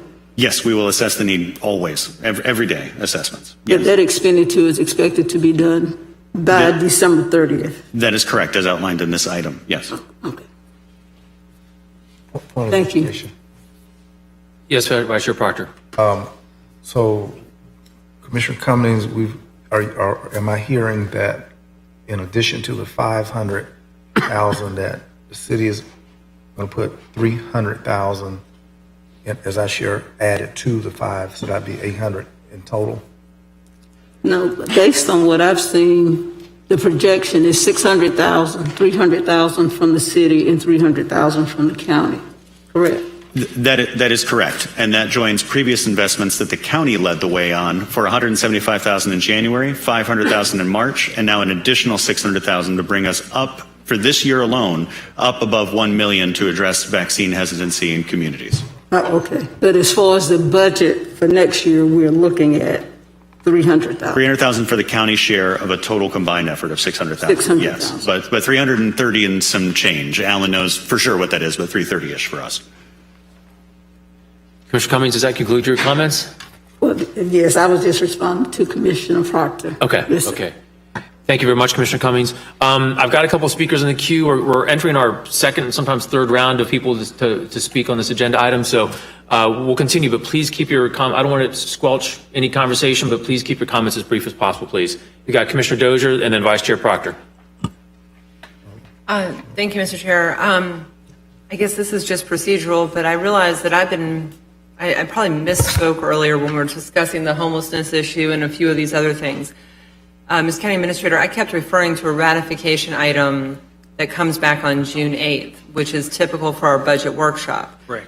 However, in the discussion about some of the human service funding, I think there was reference to immediately dispersing these dollars after today's workshop. After the ratification. After the ratification. Right. Okay. I just wanted to make sure that we were on the same page with that because we were moving rather quickly with CARES dollars last year, and if you all needed the next 2 weeks, I think we might be able to get there, but I assumed we did need to ratify this on the 8th. We do, and in the meantime, between now and then, we still have a lot of work to do. Yes, in Yes, terms of course. in The terms work of never ends, yes. Establishing the sub-agreement, the sub-grantee agreements, et cetera. So that will be good timing for us. Perfect. Okay. Just wanted to make sure I was on the same page. Thank you all. Thank you, Commissioner Dozier. We've got Vice Chair Proctor to wrap it up, and then we'll vote. Thank you, Mr. Chairman. So sometimes, Alan, he talks faster than I can hear. I mean, I just don't hear that fast. It's the same for all of us, Vice Chair Proctor. Yeah, he's just. So Commissioner Dozier's question was, we actually pulled the trigger after the June 8th meeting. ratification. And it's on. Okay, that's what I was thinking too. I wanted to ask, and I feel a little clumsy in noting, we received a letter from Reverend Tolliver and asked for Team Excellence International.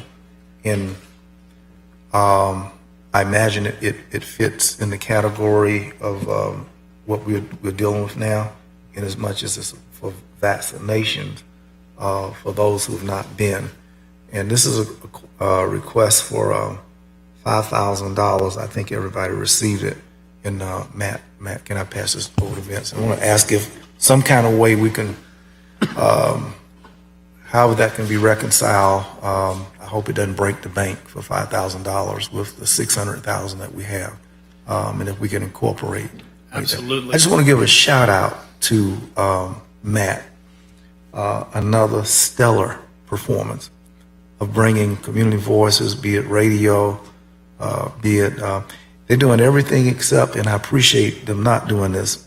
When you pick up your cell phone, Mr. Chairman, and there's, Matt and somebody talking to you about go get a shot.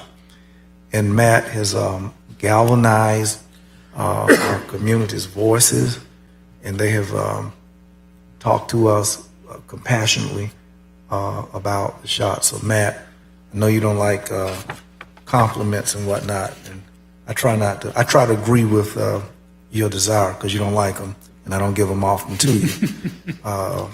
But you honestly, I'm gonna step out of line and breach your comfort levels and say, man, you've done a great job. We appreciate you. Thank you very much, Mr. Chairman. Thank you, Vice Chair Proctor. All right, so the motion on the floor is options 1, 2, and 3, but with option 1 being modified, omitting the local human services partner support category from that option. That was made by Commissioner Maddox, seconded by, I think I had 3 people second it, but I think I saw Commissioner Jackson with his hand up first. So all those in favor of the motion as stated, say aye. Aye. All opposed? Motion passes unanimously, 7-0. What we still need to do, though, is address the local human services partner support option component of option 1. Is there a motion to address that? Okay, I saw Commissioner Dozier nod her head for the motion, and then seconded by Commissioner Welch. And Commissioner Maddox, you will be abstaining from this motion, correct? All those in favor of the motion, say aye. Aye. All opposed? Motion passes unanimously, 6-0, with Commissioner Maddox abstaining. Mr. Chairman, I'm so sorry, and I do feel amateurish about this. The health department got 500,000, neighborhood got 500,000. What did bond do wrong to come up with only 300,000? What validates that distinction? It wasn't anything they did wrong, Commissioner. That was part of the request that they made. They had requested some assistance last year with some facilities needs that they have, and so that was the reason that we were able to identify and address the need that they had identified that they need. So this is retroactive payment or something? No, it's not retroactive. It's not things that it's an addition to. Yeah. Okay. I just looked at these numbers, and there's not been a fire anywhere that bond has not been out to That's address. right. And when I looked at our numbers, they were running $200,000 behind the health department and neighborhood, and I didn't know if there was what caused that. And as we look at that local human services partner support, I think those categories show well that we got a $3 million allocation, a $6 million allocation, a 1.3 allocation, and the cheapest legal service is $800,000. And amplifying the need for mental health, it's at the lowly $200,000. That's why I'm asking you to squeeze that toothpaste tube a little different when you come back. Thank you, Chairman. Thank you, Vice Chair Proctor. Mr. County Administrator, would you please introduce the next item? Thank you, and I'm going to ask Wanda Hunter and Shinkton Lammy to stay with us. The rest of you, thank you very much. Commissioners, Mr. Chairman, I'm gonna step on the accelerator a little bit here, but feel free to slow me down. But Commissioners, this next item builds on the ARPA item that we just discussed. As mentioned before, this item seeks the board's acceptance of $7 million in additional federal funding provided under ARPA for the county's emergency rental assistance program.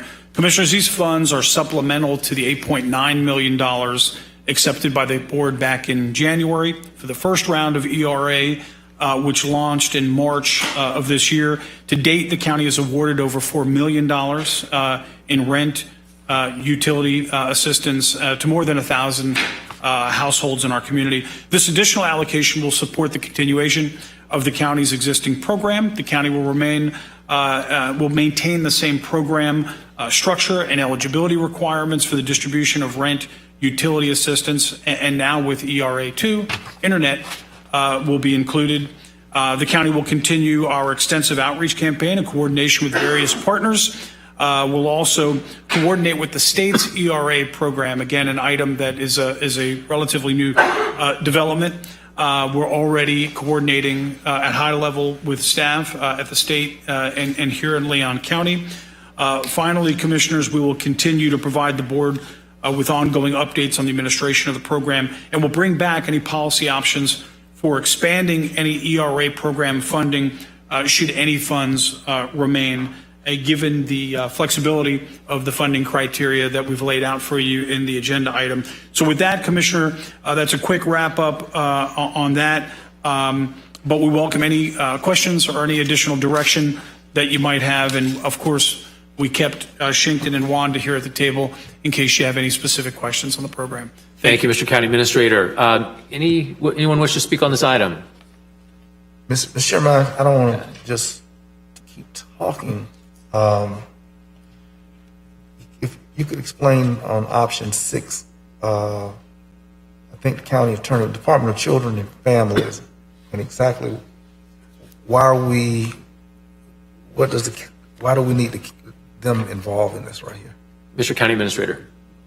Mr. Chairman, Commissioners, this is actually, the state is running a similar program as ours.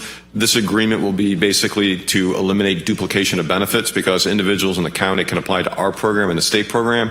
This is to assure that somebody doesn't get paid twice for the same bill.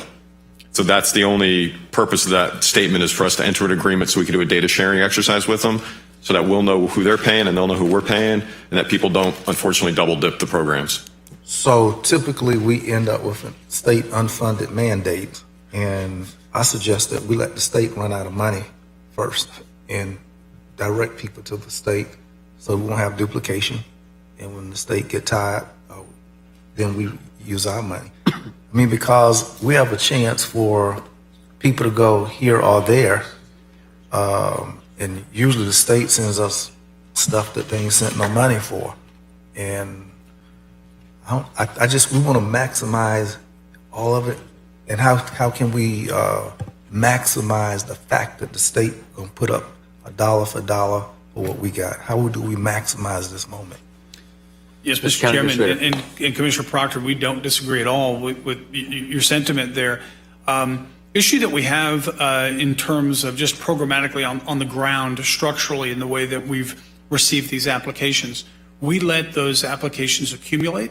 So we didn't close the applications for a period of time, and those that we have already accepted, that we have in the queue, will exhaust our ERA 1 funding, and we'll probably get a good way into our ERA 2 funding as well.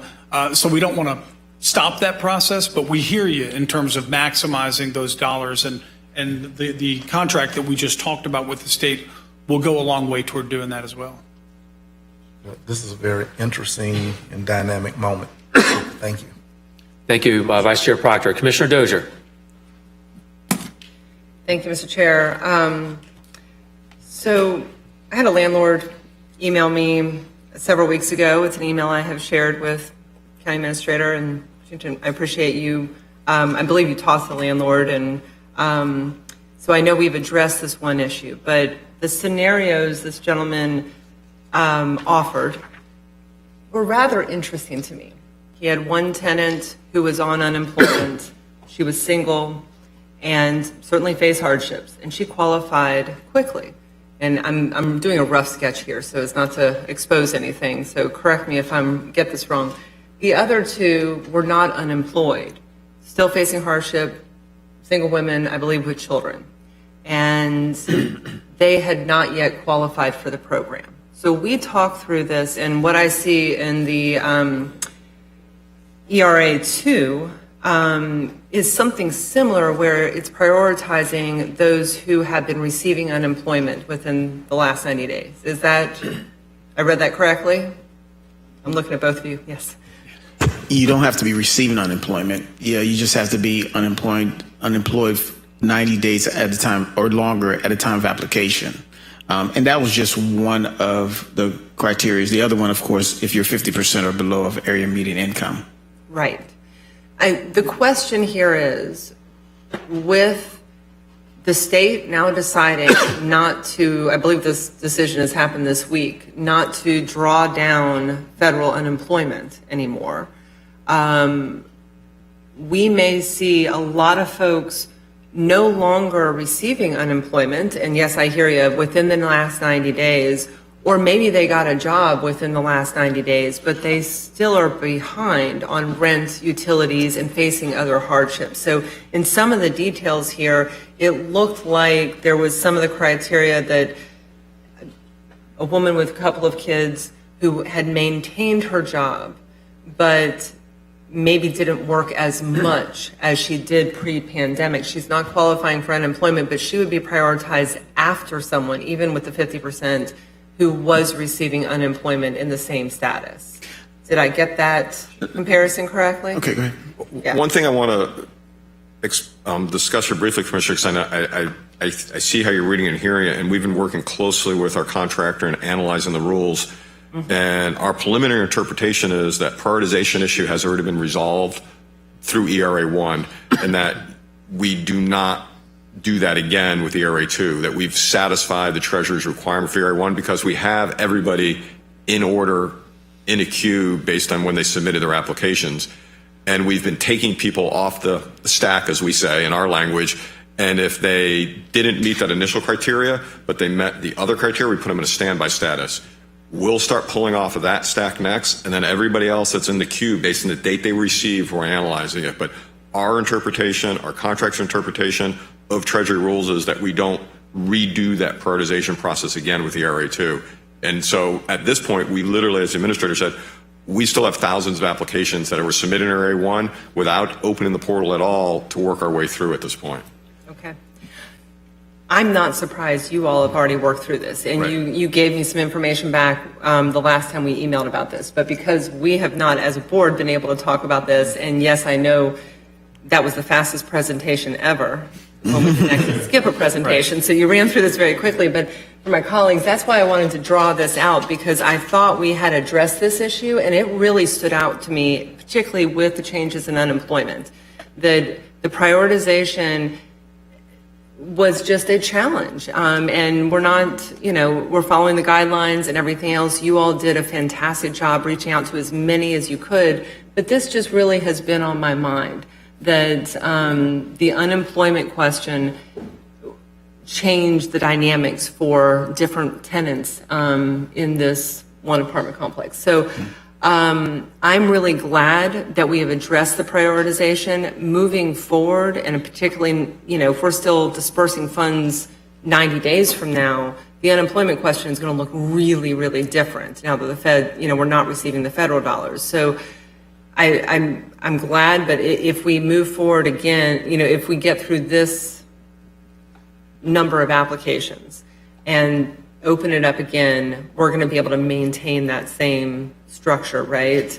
And look at these things in a little different way with under ERA 2. That's what you're saying. Correct. And obviously, as Commissioner Proctor said, citizens are also applying to the state as we speak, because they have literally $800 million and another 700 coming for Area 2. So they have like $1.5 billion statewide, and they're aggressively marketing in Leon County right now, as you all have seen. They absolutely are. I think citizens should be, go and access any programs they can. I think, unfortunately, it's going to fall on your shoulders and our contract to make sure, and you reference this in the item, that you're not duplicating resources, allocations for individuals, and just keep that compliance. So it's not going to be easy, but I trust you all to get the job done. So thank you. And again, I didn't mean to spend too much time on this, but this was a really critical piece with the changes in unemployment, and I appreciate you sharing that with the full board. Thanks, Mr. Chair. Thank you, Commissioner Dozier. Commissioners, would someone like to make a motion on this item? All right. Sounds good. Commissioner Welch in a second. Commissioner Dozier, second. All those in favor of the motion on the floor, say aye. Aye. All opposed? Motion passes unanimously, 7-0. Mr. County Administrator, would you please introduce the next and final item? Thank you, Mr. Chairman. Commissioners, I'd like to ask Wanda to stay, and we'll be joined by Deborah Sears and Heather Peoples for this final item, as you mentioned, Mr. Chairman. Now, Commissioner Cummings and Commissioner Welch, we promised the budget workshop would be exciting, and you've seen nothing so far until you get to this item. But Commissioners, I am also we're all cognizant of the heavy lifting you've done to this point. Let me introduce this item, and Mr. Chairman, I'll check back in with you. We're prepared to do a presentation on this, and I don't want to give this short shrift, don't get me wrong, because this really is some very cool stuff, for the lack of a better term, and certainly a ton of work has gone into getting us to where we are now. But let me just introduce it, Commissioners, by saying that the item seeks your consideration on a proposed plan to implement the Essential Libraries Initiative. This initiative is our process, as you all will recall well, of re-envisioning the Leon County Public Library system to address changing needs of residents and trends in library use, as well as to address some significant issues in our community that may not traditionally have been dealt with in the library setting. As you'll recall, Commissioners, we first introduced this concept to you at your January 2020 retreat, and the plan for implementation was to be presented at the budget workshop last year. However, a few things happened last year during this period of time, and following the retreat, the pandemic set in earnest, and social distancing requirements significantly impacted library operations, including declines in checkout materials, facility occupancy limits, and a temporary suspension of all in-person programming. As a result, the plan for implementation was delayed. However, with the rollout of the vaccines and the transition to phase 3, the library is now in place to begin the implementation of these enhancements, which are now being proposed to you for your consideration, including expansive new programs and services, a 5-year capital improvement program, and policy revisions to support the Essential Library Initiative. In just a moment, again, I've got Wanda, Deborah, and Heather who are here and ready to provide a presentation for you. But first, I want to recognize them and the many library staff for their work, again, associated with this initiative to ensure that the libraries continue to be relevant by embracing change, by listening to our citizens, and all the while leveraging, optimizing the resources that we have at our disposal to have the greatest impact on the challenges that we face in our community. Again, utilizing the libraries as a key tool in that regard. And with that, Mr. Chairman, before I go to Wanda, let me just check in with you and the board on, because I know we've all discussed this, you've got the materials before you, but in your desire to get the presentation, or if you'd like to just engage with staff on any questions you might have, I just want to defer to the board for a moment, Mr. Chairman. What's the will of the board? I move items, Mr. Chairman. My mom is a librarian, and I move items 1 through 5. 1 through 5 options. There have been motions been made for options 1 through 5 by Vice Chair Proctor, seconded by Commissioner Maddox. I've got Vice Chair Proctor and then Commissioner Dozier. Chairman, I work in this category of county services. We've held the line. I think Commissioner Dozier is well aware, as other commissioners, of the changing uses of accessing data now. The number of people's shadows that darken the front door may be less, in particular for those who have internet at home. So people's primary, where we were 10, 15 years ago, is not where the community is tonight or today with respect to, but that does not negate the relevance of a public library system. I've said before that our library system reflects the level of literacy of this particular community, which has a high level of literacy. And it also points to our commitment to laying out resources for all segments of the community to have access to information. Very, very important. And I think that toward that end, we have been faithful to put information in all pockets of this community. And with that, I've been pleased. Now, Commissioner Jackson, I need you to walk with me. One thing I am concerned with, that we have children who, well, in my district, have not been adequately trained and educated the past year. I know that's not the right thing to say, but it's the true thing that I'm saying. And you have a 30-day thing for the summer to catch kids back up. And I know the library is not the school board, but we're talking about literacy here on this item. And I'm pondering, and I wanted to know if the city and the county could add 30 days, and could we budget, because I got a lot of kids who did not have computers over in Greensboro, where I pastor Greensboro. 75% of the homes don't have Wi-Fi and can't keep up with the school and what they're putting out when the kids have to stay home. So me and your district have some commonalities with respect to homes that are not with computers and all of that. And I'm pondering, commissioners, that this item doesn't ask that, but we got a bunch of kids who ain't been educated worth a quarter for the money that we're taking up for education dollars. Man, it ought to be an abatement of taxes, because ain't nothing happening in learning. What can we do to add to, Commissioner Jackson, I'm asking, Mr. Commissioner, to augment and support the school district's effort this summer to do that deep grinding catch-up for kids prior to the school year beginning what do you think? Should we be doing something to add to them 30 days? Because you feel where I'm coming from. Commissioner Jackson. Mr. Chair, thank you. I will, for a moment, I will step out of a commission chair and talk about initiatives that have happened at the school level. We have had anyone that is needing connection or Wi-Fi through a combined effort of business partners, Comcast, T-Mobile, and a multitude of other providers have reached out to Title I schools across our district and offered hotspots and connectivity, even if those folks had a remaining balance or an outstanding bill, if they could document their child was enrolled in a Leon County public school, they were offered free Wi-Fi access. Also, our homework hub, I would step back into my commission seat and talk about our homework hub that was created back in, I think, maybe November. Did I get it right? October.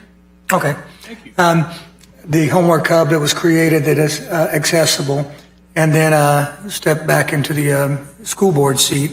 We have significant funding that's been placed in Title I schools to provide summer enrichment and closing the gap programs. There's a 12-day reading program that is offered in Leon County schools to all students in pre-K all the way through fifth grade.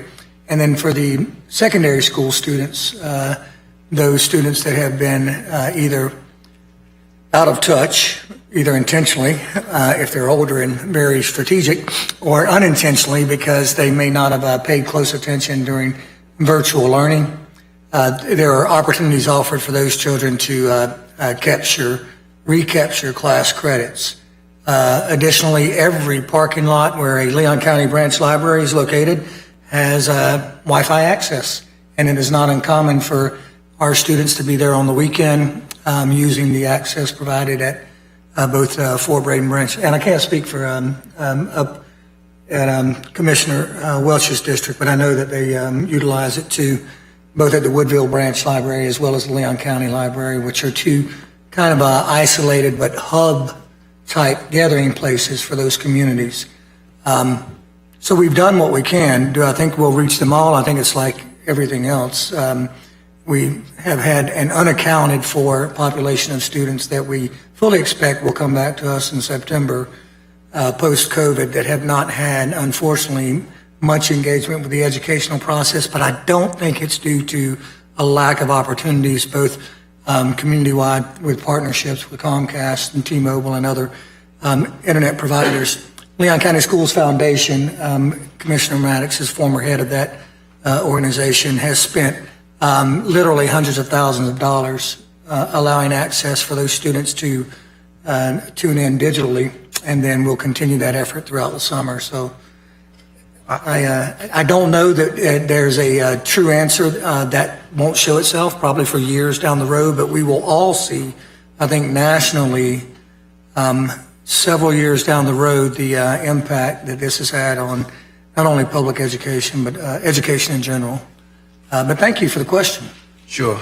Mr. Chairman, I thank you for suffering me to ask that question. I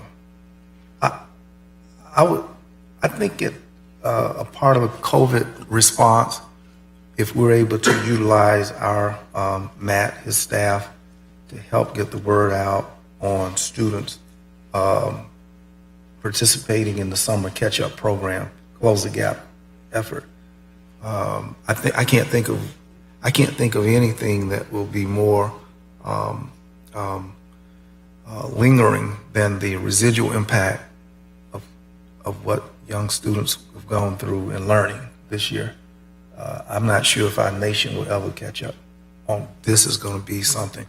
So I would like to say that to our libraries, great work, but I feel like that library has to be very aligned to the needs of school districts. I mean, more than ever, an empathetic grace to almost the school library itself. So I know that we don't purchase books in alignment with are parallel to the school's purchases of books. But I think that it's time to look at resources, in particular of tender years, that the books that they buy, we ought to have replicated sets of tools in the library. It's just got to have a backup system, what I'm saying right now. So I would love to see that kind of, you understand what I'm saying, Commissioner Cummings? So if your kid went to school or didn't go or was out or whatever, they could go to the library and see the same textbooks there. And I want to make sure that there's no inequality or gap between the public library and what the school is doing. What the school is doing, public library ought to be backing that up.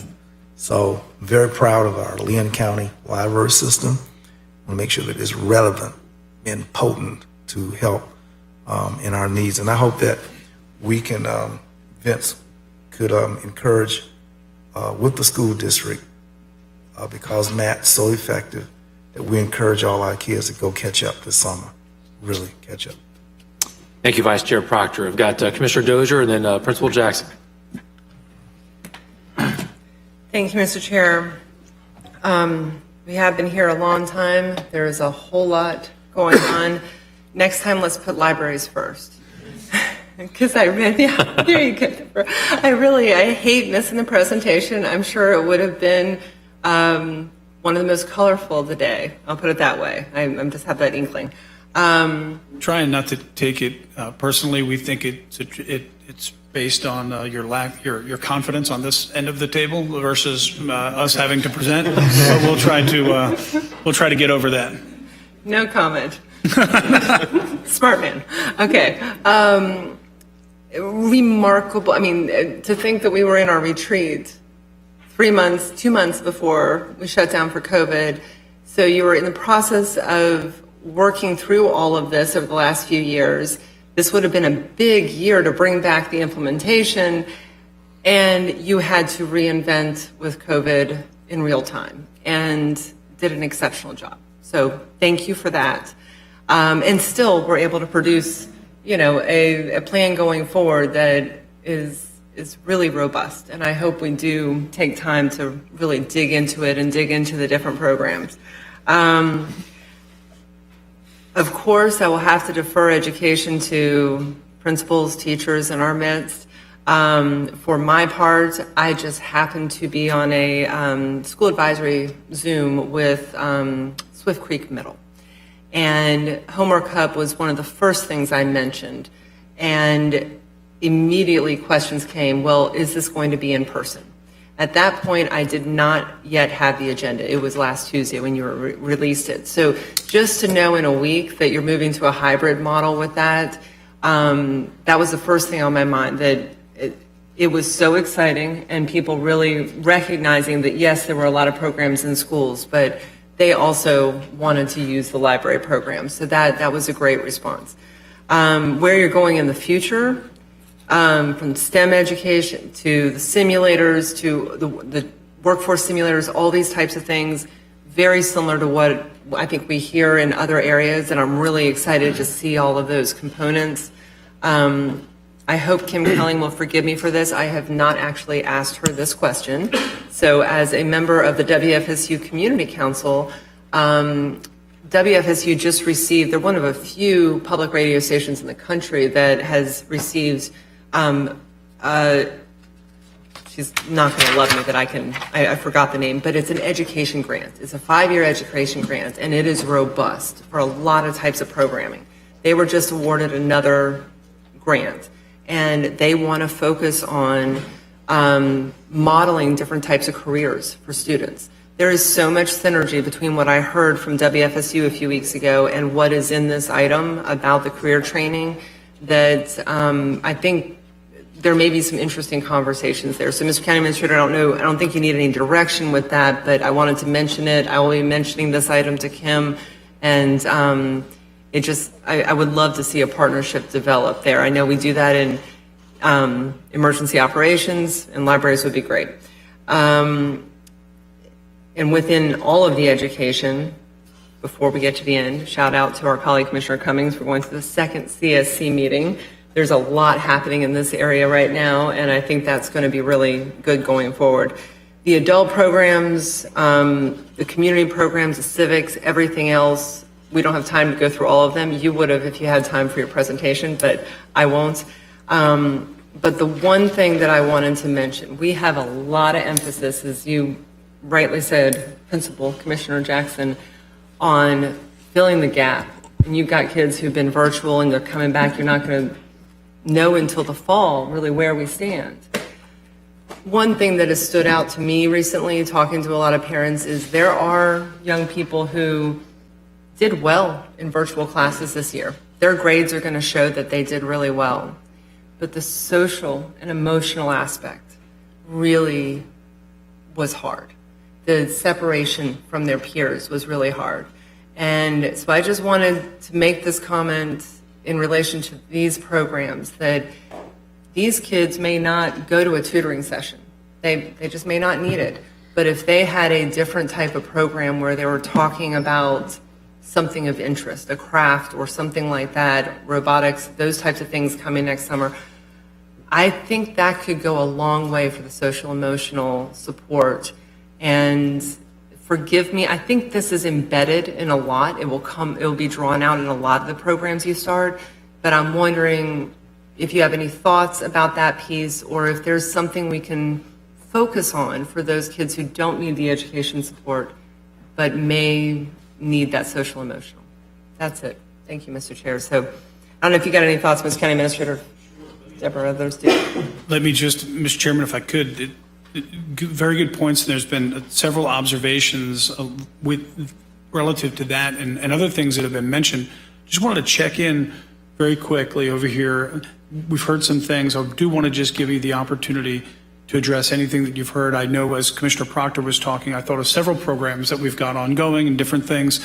I'll take the opportunity to say this, Commissioners, tremendous work that's being done now. We're getting more and more attention from places around the state of Florida and beyond the state of Florida in terms of what we're doing here and what we're attempting to do here. We've got our innovation officer coming on soon, right? We've hired our innovation officer at the level, so a lot of real exciting momentum that we have happening here. But let me give you an opportunity, just in case you heard anything that you thought we should probably address before we wrap it up. Well, I'll start with addressing Commissioner Proctor's desire that we collaborate more with the school board in terms of the books that we offer in the public library. We do that. We do that well. All of the AR accelerated reading books that are offered in primary schools are available in the library. I myself have taken advantage of it several times with my grandson. And so in terms of our summer reading program, another coordinated effort with our school libraries and our public libraries. So I wanted you to know we are engaged in that. Deborah? I want to assure everybody that Homework Hub will be continuing throughout the summer. So even if school isn't in session, or even if the students aren't part of this catch-up program, they can continue to meet with tutors. And that, I think, is a fabulous opportunity both for the students and for the tutors. And so I'm going to do just a quick commercial. If you know of any high school student who needs volunteer hours and they're pretty good at a particular subject, we would love to have them join us as a tutor. They can sign up through Volunteer Leon. Same for college students and also adults at any age and any stage of life. Everyone has something wonderful to give. So please do consider being a Homework Hub tutor. It's a great program. I also want to speak to the supporting of schools. We have been in conversations with Leon County Schools. We are very interested in partnering with them. Further, looking ahead, we don't have anything finalized yet, but we are looking to share ebooks with them through their online system in a safe environment for the students. So they won't be going out to the open internet, but they will be coming directly to us. As Wanda mentioned, we have AR books, we have the summer reading program, And we will be offering in-person programming again to gather young people back together. It will be up to each family to choose if they wish to do the online programming or the in-person. We do have some outdoor opportunities coming up, including an outdoor movie night at our Woodville Branch Library. And we are looking at other creative options to have people live in person together once again. So we are more than happy to see people come back. One final thought, we are super excited about all of these changes. One of the real game changers for us, I think, will be having that community resources specialist, a licensed social worker who can be available to our public. There is nothing more public or more welcoming, hopefully, than a public library. We are probably the only place left that doesn't expect you to come through our doors and buy something or pay for something or only stay for a certain period of time or a certain reason. So people come to us for all different kinds of reasons, and having that extra special person there who can help people with whatever is going on will be very valuable to our community. Thank you, Mrs. Sears. Appreciate it. Next in the speaker's queue, we got Commissioner Welch and then Commissioner Cummings.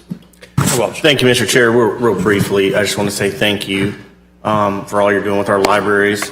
Commissioner Proctor's early point, I think there's a lot of similarities between the school system and the library system, particularly within a school and within a library. The dynamic has changed dramatically. I think this Essential Libraries initiative is very much like what a school does now. You know, it's not just educating kids, it's a career resource center, it's a counseling center, it's a social work center, it's a place of safety. Our library at Childs High School is called an IRC, an Information Resource Center. And so it sounds like there's a lot of parallels here between what schools now do and what the libraries are kind of pivoting to do. And essentially that is be community centers where you can get a diverse set of services and programming. And so I just wanted to commend you guys on that and make that parallel for Commissioner Proctor. Thank you. Thank you, Commissioner Cummings. Commissioner Welch. Commissioner Cummings, ma'am. Thank you, Mr. Chairman. In the interest of not being redundant, I just want to echo Commissioner Proctor and all the other commissioners and accolades that have been thrust upon you guys. Ms. Hunter, County Administrator, and of course, our librarian. I think this report is very innovative, and I just want to mention two things that stood out to me that I'm excited about that you all have, after COVID, are reinstituting your internship program with our young people. I think that's very, very exciting for them and a plus for the library as well. But the other thing that I really applaud, and I think it came up in one of our county commission meetings, is the emphasis on the family. I think you have created a program there in conjunction, in cooperation with the Sheriff's Office, where you bring families together. Anything, any effort designed to promote children and families, Carolyn Cummings is in favor of, 100%. And it's just devastating when you have individuals that are incarcerated. They can't see their children, not in contact as much as they want with their families. But what you all have created is something very innovative where the family can go to the library, have access to their loved ones that are incarcerated, even with the little children. And it helps promote the family. And it also promotes cohesiveness. And when the person is finally released, I think it promotes that family staying together. So I commend you for that innovation. Great job. And we look forward to whatever you all will do that will be positive, I know, in the future. Thank you, Mr. County Administrator. Thank you, Commissioner Cummings. And I'll wrap it up and we'll go to a vote. Ms. Sears, I just want to thank you and your entire team. It's been a tough year, really tough year. But really grateful to you and everything that, and all the folks at the libraries. We go to Lake Jackson quite a bit, and so you got really good team there. Thank you. Okay, moving on to the vote. We've got the motion on the floor is options 1 through 5, made by Commissioner or Vice Chair Proctor, seconded by Commissioner Maddox. All in favor of the motion, say aye. Aye. All opposed? Motion passes unanimously 7-0. And that concludes our budget workshop. Mr. Chairman, County Administrator. Mr. Chairman, Commissioners, just a very quick thank you to the board for your continued clear and consistent direction, and a big kudos to the county staff again for getting us to this point. We greatly appreciate it, and we'll be checking back with you very soon. Thank you, Mr. Chairman. Mr. County Administrator, real quick, please. The county attorney just... Okay. Never mind. We're good. Listen, thank you all very much. It's been I think this is a really good workshop, a really good discussion. Really appreciate it. Is there a motion to adjourn? Just a second. All in favor, say aye. Aye. Thank you.